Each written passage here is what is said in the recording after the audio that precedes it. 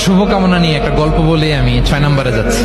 এক লোক মাগরিবের নামাজের আগে তার বন্ধুর জন্য দোয়া করতেছে, আল্লাহ আমার বন্ধুকে তুমি একটা সুন্দরী, রূপবতী, গুণবতী, নেককার, মুতিয়া, কানিতা, জামিলা, রায়া, একজন রূপবতী নেককার স্ত্রী দাও আল্লাহ। কতদিন ধরে তার বিয়েটা ঝুলে আছে, আল্লাহ তুমি ব্যবস্থা করে দাও, সুন্দরী নেককার আল্লাহ আল্লাহ।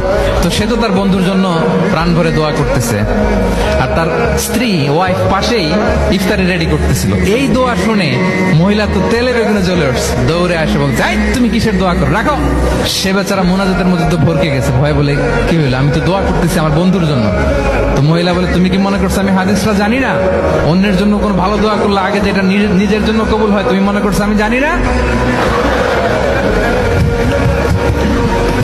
তুমি ভাবছো হাদিস শুধু তুমি একা জানো, আমি জানি না? না, কি সব দোয়া করে এগুলা?